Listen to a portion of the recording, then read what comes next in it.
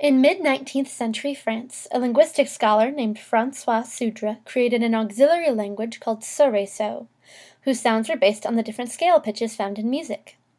There are only 7 possible syllables in Solresol, each of which corresponds to the solfege notations for pitches in a major scale: do, re, mi, fa, sol, la, and si.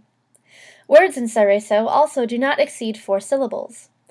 Therefore, there are only 2,660 words in Solresol: 7 one-syllable words, 49 two-syllable words, 336 three-syllable words, and 2,268 four-syllable words. Clearly, Solresol has a really small and super easy-to-pronounce phonemic and morphological inventory. The easy-to-pronounce words and limited vocabulary contribute towards Sudre's goal in creating Solresol.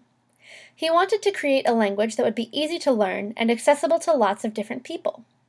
Sudre claims in his book, Langue, Musicale, Universale, that Solresol can be learned within 3 months of study. Solresol is notable as a constructed language because it's got plenty of unique innovations that help make it so easy to learn and memorize. We've already talked about the music-based syllables, but there's more too. One such trick is word groupings. Many words in Solresol are categorically grouped by the first syllable. Words that start with do have to do with people, their faculties, their good qualities, and food. Re refers to clothing, the house, furniture, housekeeping, and family. Mi refers to people's actions, especially their flaws. Fa refers to country, agriculture, war, the sea, and travel.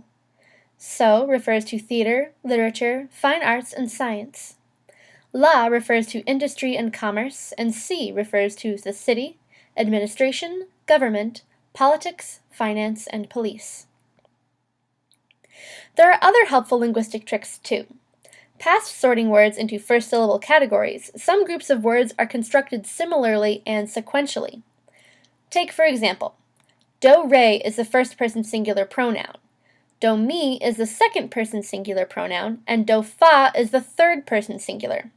So, not only are the words in the same do-based group, but their relation is shown by how they're sequentially constructed going up the major scale.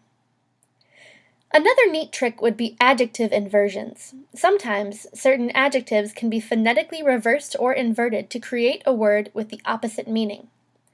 For example, miso means good, and so-mi means evil. Not all adjectives invert, but a lot of common ones do.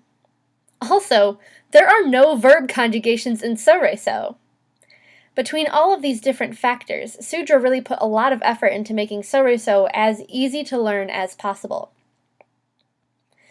The best part of Solresol, however, is its accessibility. The 7 syllables of Solresol can be performed and understood by speaking, or by playing the corresponding pitches on a musical instrument. In terms of writing, Solresol can be written in the Latin alphabet, using only 10 different characters: D, R, M, F, S, L, O, E, I, and A. It can also be written in a syllabary script. For those with knowledge of music, Solresol can be annotated on a music staff, using the pitches of the major scale in whichever key or clef one prefers. For those who cannot read, Solresol can be expressed via colors. Red correlates with do, orange with re, and so on and so forth with the colors of the rainbow. Solresol is also deaf accessible. It can be signed on the hands with a moving hand pointing to an assigned place on the hand or fingers on the stationary hand for each syllable. Since the signing system is touch-based, it could easily be adapted into a tactile signing system, making it deaf-blind accessible as well. These multiple methods of transcription and communication are what gives Solresol the opportunity to become truly universal. In short, François Sudre wanted to make an auxiliary language that people all over the world could learn. Given the many factors that make it easy to memorize, as well as the multiple methods of communication, I would dare say that he succeeded in his original goal, even if Solresol wasn't quite as popular as he had once hoped.